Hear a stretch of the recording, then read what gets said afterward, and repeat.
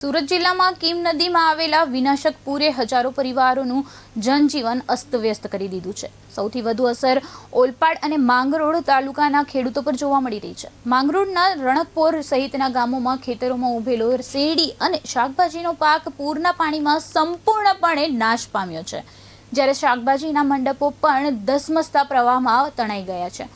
માત્ર પાક જ નહીં પરંતુ ખેતીલાયક જમીન પર કાદવ, રેતી અને પ્લાસ્ટિકના કચરાના થર જામી જતા આગામી સિઝનની ખેતી પણ જોખમમાં મુકાઈ છે।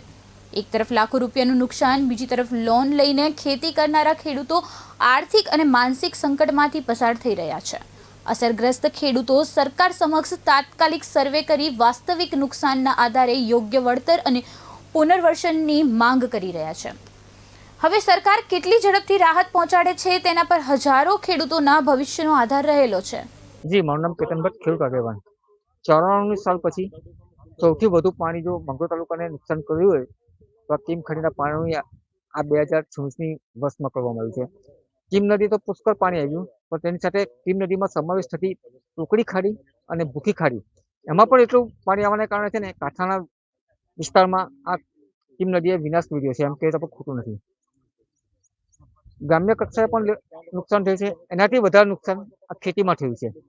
ખાસ કરીને માંગરોળ તાલુકામાં શેરડી, શાકભાજી, પરવળ અને ફળફળાદીના ખેતી પર નબળા ખેડૂતો છે। સૌથી વધારે નુકસાન અત્યારે જોવા જાય તો શાકભાજીની ખેતીમાં છે। સંપૂર્ણ પ્રમાણે આખાને આખા માંડવા ધોવાઈ ગયા છે। લાખો રૂપિયાના ખર્ચે જ્યારે ખેડૂત માંડવા બનાવે છે અને તેની પર પાક રોપે છે, એ તૈયાર પાક માંડવા સહિત ઘસરાઈ ગયો છે। સરકારશ્રી દ્વારા વળતર બાબત સહાયની જાહેરાત કરવામાં આવી છે અને ફોર્મ ભરવાનું પણ ચાલુ છે, એને અમે આવકારીએ છીએ ખેડૂત તરીકે। પરંતુ જે વળતરની રકમ નક્કી કરવામાં આવે છે એ આ નુકસાનના જો પ્રમાણ છે તો એના 20% પણ વળતર ચૂકવવામાં ખેડૂતોને આવતું નથી। એટલે આ જે ખેતીમાં જે નુકસાન થયું 100% પાક નિષ્ફળ ગયો છે, જમીન પણ ધોવાઈ ગઈ છે। જે શાકભાજીને ઉપર ચડાવવા માટે, વેલા ચડાવવા માટે જે માંડવા છે એ માંડવા પણ સંપૂર્ણપણે નાશ પામ્યા છે। એવા સમયે અમે સરકારશ્રી પાસે એટલી અપેક્ષા રાખીએ છીએ કે આ જે ખેડૂતો નુકસાન પામેલ હોય એમને મેક્સિમમ જમીન લેવલે નિરીક્ષણ કરીને વળતર ચૂકવવામાં આવે કે જેથી કરીને ખેડૂત ફરીથી ઊભો થઈ શકે, એ જ અપેક્ષા છે। જય હિન્દ, જય કિસાન। નમસ્કાર।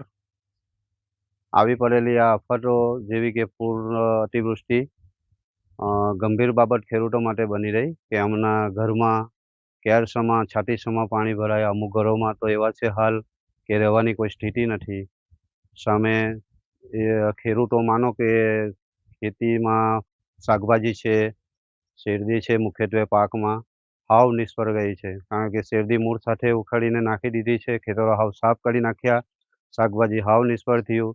હાલ આમને ખાવા માટે પણ 2 ટંકનું મળવું મુશ્કેલ છે। તો આમાં ખેડૂતોને સહાય રૂપે સરકારશ્રી કંઈક ને કંઈક ધ્યાન દોરે એવી મારી ભરતભાઈ હરિભાઈ પટેલ, ગામ સિમોદરે આજીજી કરું છું। નમસ્કાર। વંદે માતરમ।